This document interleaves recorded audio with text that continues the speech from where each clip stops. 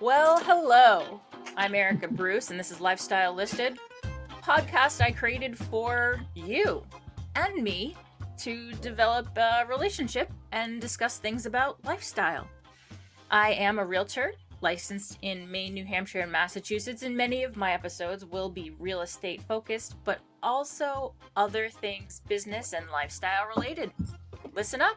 I hope we have a wonderful time together today. So, welcome everyone. This episode is about solar and a homeowner's journey, and joining me today is Felicia Saucier. Am I pronouncing that right? Mm-hmm. Okay. And I got connected with Felicia through my managing broker. I had some questions about solar, and I'm finding a lot more people are having questions about solar as well. So I figured I would invite her on to talk about her journey in solar. Felicia, actually, you work in mortgage. Tell us a little bit about that too. Thanks for having me, Erica. So I work for Movement Mortgage. I'm a certified mortgage advisor, and this is my fourth year being licensed as a loan officer. And I absolutely love the ability to help other people in refinancing and purchasing their forever home, their new home. I just love what I do. So it's a very exciting time. It's definitely challenging in this environment. It's definitely, we need to be creative and thinking outside the box in order to help our buyers get the home that they're looking for. And I know listings are kind of hard right now as well, since we've got such limited inventory in the state and pretty much all across the country. It's challenging times for sure. We do. And I will agree with that. It's challenging on all levels. So it really helps when we all work together and make connections. Right. It's a partnership for sure. Do or die. Exactly. So aside from that, in your personal life, you personally decided to purchase solar for your home.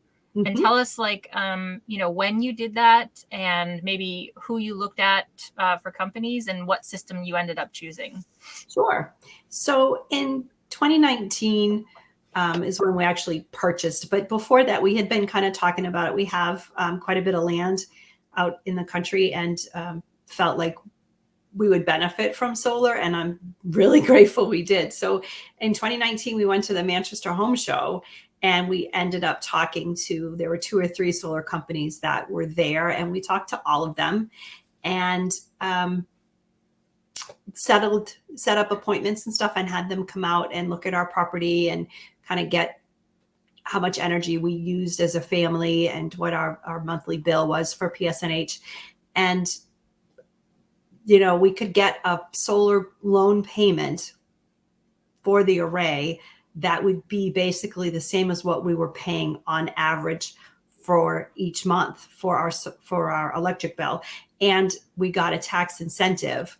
And it had started out quite high. And I think the year we bought it was 20 or 30% back. So we decided that in 2019, we'd pull the trigger and get solar for our home. So the tax incentive, the 20 or 30%, is that with your town? Is that with your, the state of New Hampshire, Mm-hmm. State taxes? But you're talking about property tax? No, it was, a tax, let's see, how do I want to say that? It was an incentive to put solar in, and then we got $10,000 back. Okay. So I do know I had my mom recently look into it, and in the town of Farmington, they give a tax rebate of 100%.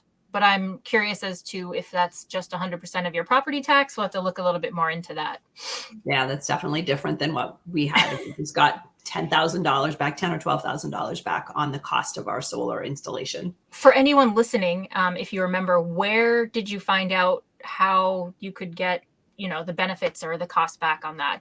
Was it the companies? Yeah, all the companies gave us that information because that was part of their selling proposition and why we should go with each one. And it was like, oh, here, you'll get this much back. So they're not the ones that give the money back, though. It's through the state of New Hampshire, some sort of incentive program. Correct. Okay. So when you were looking at companies, from what I gather, the one that you chose to install actually no longer installs. Is there anything that you would suggest to people listening who are going to take a look at different companies and how they could best choose or what to do there? Sure. So Revision Energy is my absolute, they're a feel good company. They actually take anybody that wants to get into solar installation, and they train them. So it's a job training facility instead of having kids or high school graduates go enter a 4-year college that may not be the best fit for them. So they train them, they help them pay for their schooling, and they train them on the job. And I think they're a great company to work with. We had wanted them to come out. They were not one of the 3 that were able to come out in our timeline, which was regrettable because I think they're a wonderful company. But definitely do the research, talk to your friends, do a poll. Who got solar in your town recently? Because Go Solar is who we used, and they had put in several installations in our town, but unfortunately they have since gone out of business. Okay. We'll take Revision Energy as a great, start there. Start there. So tell us the setup that you ended up choosing and maybe some of the options that you were given that maybe others would encounter. Sure. So most typical we see is the arrays, the panels are on your roof. And then you can also have an array on a piece of property, either a side or wherever the best sunlight is for that. Or then there's the kind that kind of look like a tree where it's a center pole and then panels are offshoots. And those tend to be manually adjustable. Those panels, the one that's like a tree, that's really what we wanted. But there's quite a bit of additional cost for that. And because we had an open field already, financially, it made the most sense for us to just go with a solid array. It's 40 panels on a big metal frame, and it does not shift with the sun, but it's set up. It gets the most sunlight in that area. Our roof, we have peaks and valleys and dormers, and our house is not facing the correct percentage to get the most sunlight out of it. So that's why we went with a big array. Okay. Do you know approximately how large this big array is? Like, could you park a car under it? I've seen images of people with cars parked under their array. We have stuff parked underneath it. We have like the push mower. We can actually park our rider underneath it. You could stack firewood. We have an unused beehive stored out underneath there. We have a lot of like yard implements underneath it. So, I mean, I can stand underneath. It's angled, of course, but I don't touch the top of the panels. So interesting. I wonder if for an additional fee, you could have them build it higher so that you could just turn it into a semi garage. Where it's parked on our property, we actually have a true artesian well, and the overflow goes down towards the array. So it's very wet almost all the time. So parking vehicles down there is not a great idea. But yes, one of the people in our town, their array is built up on a much higher platform, and they do park their cars underneath it. Very cool. I think I'll look into that, like garage/solar array in one, There you go. I mean, I just think it's a wonderful thing to do if you've got the land. It's just like having honeybees. If you've got land, have a beehive. My thought recently was this: the sun is the only source of energy that does not exist or, need our planet to survive and run. So even when we don't exist anymore, it will still exist. So I kind of figure we're not pulling from our own planet. We're pulling from far, far away. I've always been curious. Do the solar arrays get hot at all? Well, you're not supposed to actually put your hands on them. They do get quite warm because the sun heats them up, and the snow in the wintertime, even though the sun is so much limited for strength, those panels still get hot enough that they melt any snow that's on there. Do you see a significant difference between summer and winter returns? Oh, definitely. We get the most energy is in May, and I think September that's the peak, and then it starts to slow down and then goes back up again. Interesting. So you mentioned something about your roof line and facing south.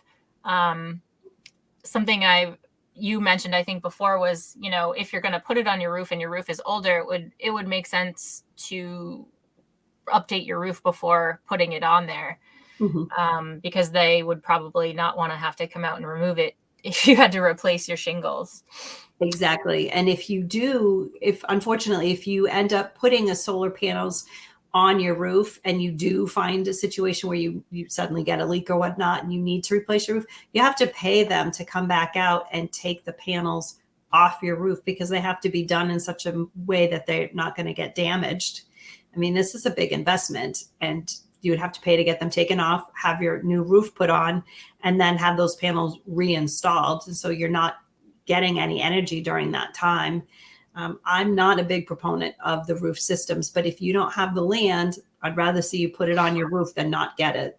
Yeah. And then plus it's kind of out of the way, too. You're not likely going to be looking at it. Whereas you actually get to look at yours on occasion, right? Every day when I'm washing the dishes, I look out in my backyard and I see that array. So your system, I know we have option for batteries.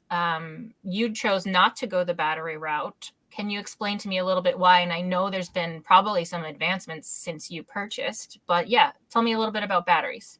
So batteries weren't actually, it wasn't as mature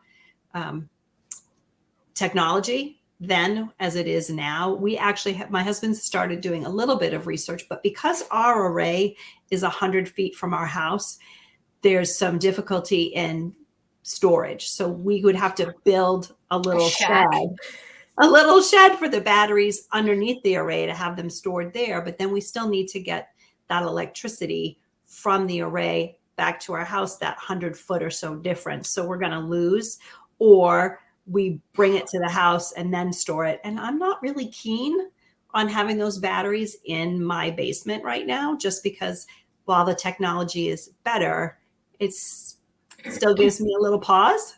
Sure. So it just goes right back to PSNH and I don't have to worry about it. And we just get a credit every month on our electric bill.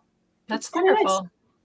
Nice. Has the amount of credit per, I don't know, do they measure it in kilowatts, changed at all during the life of when you've been, experiencing your use with PSNH? So, I mean, it goes up as the summer gets, we get more into the late summer and stuff. So we generate more. So I see those credits increase during the summer months, and then I see it decrease, and our electric bill pretty much stays pretty consistent. But I have over $1,000 credit right now. So when the winter comes, and especially if we have a really snowy, gray, overcast winter where we're not collecting as much energy, I still shouldn't need to pay into PSNH for our electricity. Are they giving you a percentage of what they charge, or has it been the same rate that they credit you all along? I believe that with this new rate hike that they have, that we're actually getting paid a little bit more than we were previously, which would make sense. Well, that's good to hear, because when we all get solar, and those few of us who don't have solar left are going to be paying so much for electricity. Yes. For them to stay open, right? Mm-hmm. So something I want to talk about too, purchase options. Sure.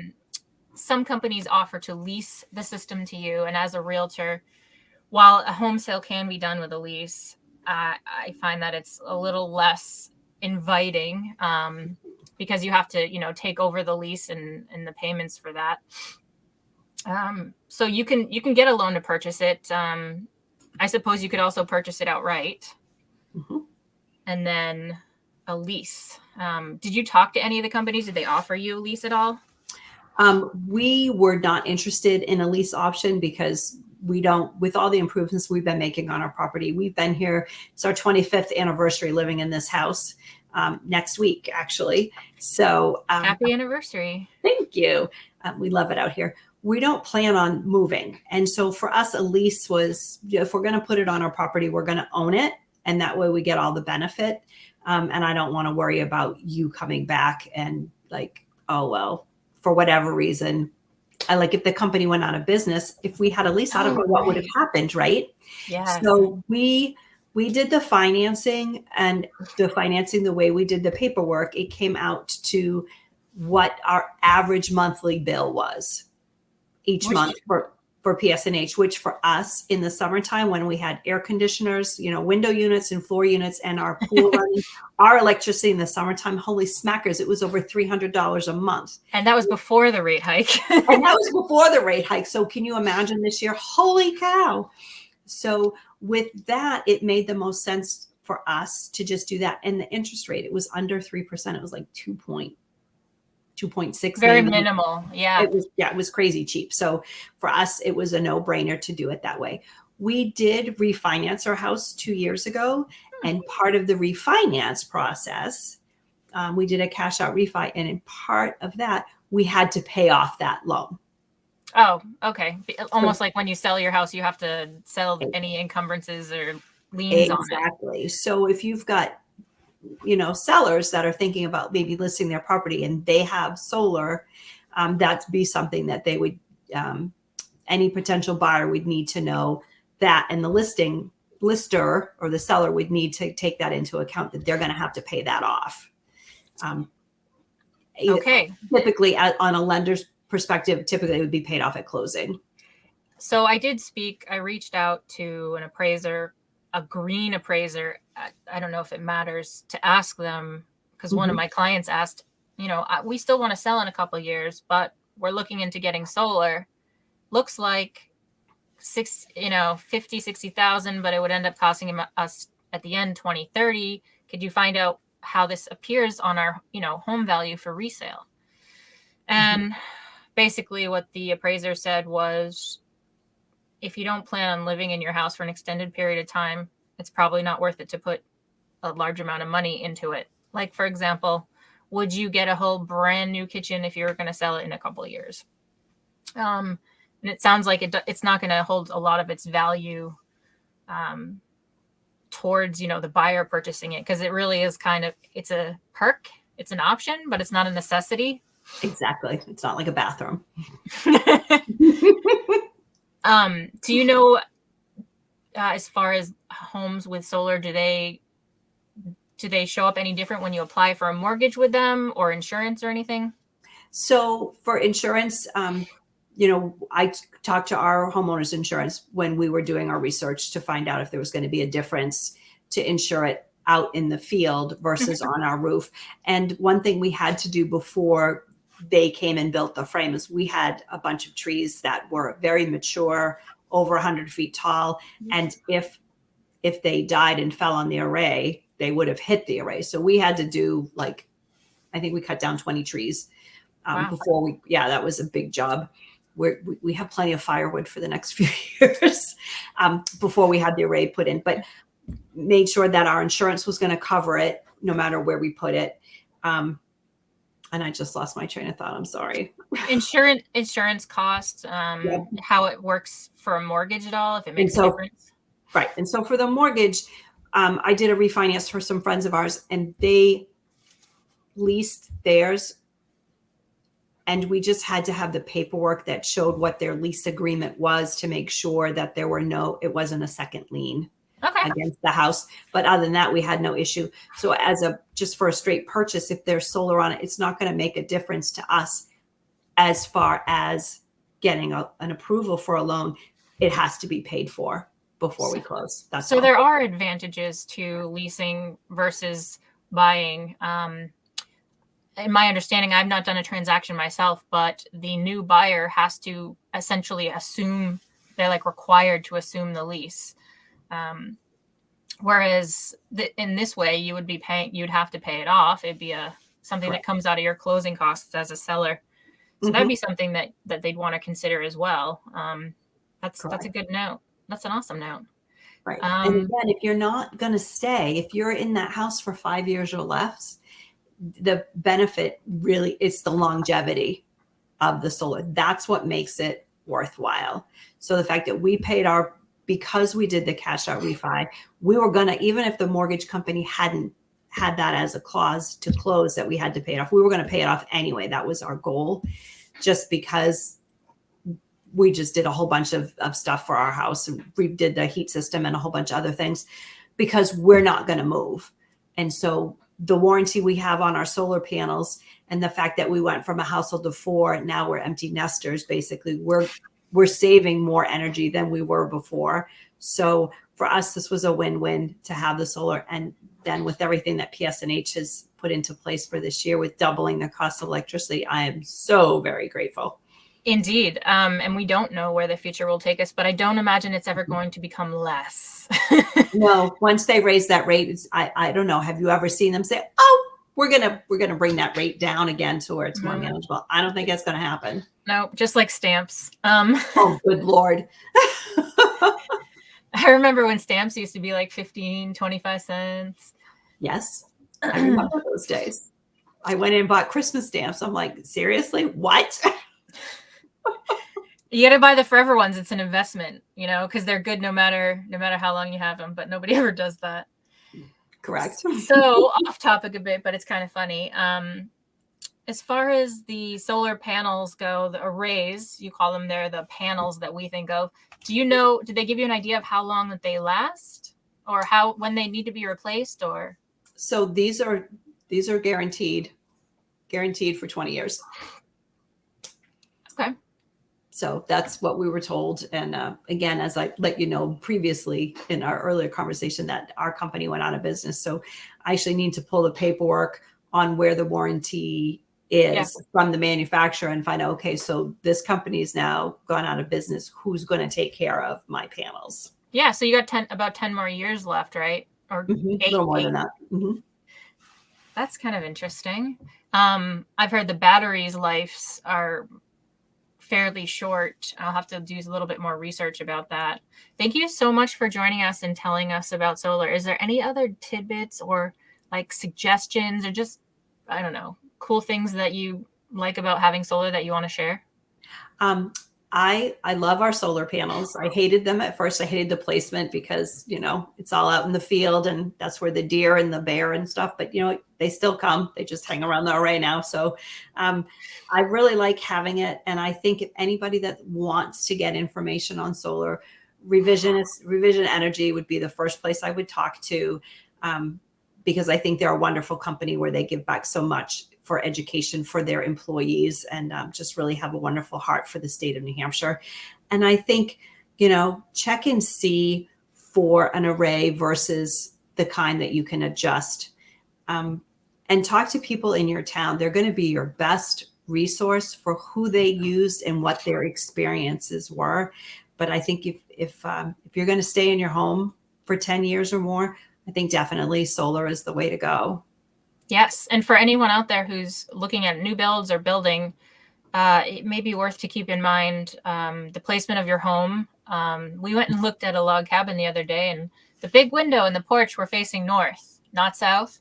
Mm-hmm. We loved it and we love the land, but try to keep an idea of to keep your window south facing, maybe keep some space south facing, so that if you wanted to install solar that you could. Yeah. Absolutely. Well, thank you so much for joining us. Maybe tell us a little bit more about Movement Mortgage, why you enjoy working there, and what makes you guys stand out from others. Oh, thanks. I love Movement Mortgage. We are a faith-based lender, and we are the number 6 purchase lender in the United States. We actually, our New England branch just bought another mortgage company on Friday. That was a big announcement. So now there are another 250 Movement Mortgage loan officers on the Eastern Seacoast. I'm so excited to be a part of this company. We give 50% of our profits back to charity. We are very much a heart for giving, and especially for our veterans. We do not charge an origination fee for any veteran loan, which just makes my heart so happy. And we support the USO as a company, and we have company-sponsored mission trips. The first one the company pays for, and then I can go on a missions trip every year if I wanted to. I can bring my family. I could do. Really? Yes, I could bring my family. I could do get a group of my realtors or title people or girlfriends, and we could go on a missions trip together. That is so cool. With my company. Isn't that the coolest thing ever? I just love it. Yeah, I love Movement. And, honestly, Friday on Veterans Day was my 1-year work anniversary, and I'm so grateful. All the companies that I've worked for have been tremendous, but I am never leaving Movement Mortgage because it makes my heart happy, because it's about giving and serving. And when I say to a new client, how can I best serve you? I really mean that. I want to serve. It's not about a paycheck. It's how can I bless you? How can I help? Our company profits matter because the more profits we earn, the more we give. We give, 50% of our profits are given, and we're building 100 charter schools in the next 10 years in the most underserved areas of each state. It's just incredible. We have the fifth one was just opened this fall, and it's so great. We get to support the kids by buying books for the new schools. We can support teachers and specific classrooms. There are so many opportunities for employees of Movement to give back to the schools. So wonderful. It just a giant feel good. We have Friday morning calls, and it's just a giant love fest. It's the best. I love it. I will say it makes a difference when you work with other people that have a good purpose and have a good heart, and their goal is to help our clients, to truly help them with what they want, as opposed to working for a paycheck. Yeah. It's a wholly different mindset. It's how can I serve you? And if I don't have the right loan product for you, if I cannot make this work because, you're buying a mobile in a park, I can't loan on it. Mobile on its own land absolutely can help you. Mobile in a park, I can't, but I have referral partners that I know, like, and trust that I can refer you to. It's about the client and how can I serve you? Yes. What's the best? The goal is for them to get what they need, whether it's a credit repair, a purchase, a refinance, a rehab loan, whatever it is. How can I best serve that client? And my realtors are my partners. The title, realtor, lender. We all have a seat at the table to partner together. The listing agent as well as the buying agent. We're here to serve. I call it the wheel. I'm sorry, what? I call it the wheel. It's like the wheel of we're all working together. Correct. Yeah. Correct. It's to serve the client. It's not, how can I serve you? How can I help you build your business? Here's the title company that their process works best with my process. So they're going to get to the closing table and it's going to be smooth sailing. Right. All of us together. How do we serve the client? Whether it's the buyer or the seller, it's together. All of us together. So in that spirit, how can people reach you? So I can be found at felicia.saucier@movement.com is my email. And my cell phone is 603-325-5720. I'm licensed in New Hampshire and Maine. New Hampshire and Maine. That's awesome. I'm licensed in New Hampshire, Maine, and Mass. I have yet to do a Mass deal, but I can still put my listings in their MLS. There you go. And I have ways to help you with that. Excellent. Well, thank you so much for joining us. I'm going to run the closing.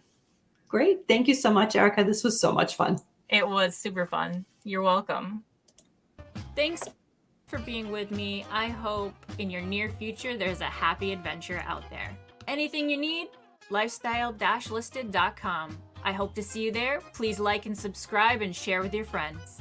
Please keep in mind not all states have the same laws revolving sales of real estate. And if you want to send a referral, please send me a text or email 603-717-6237.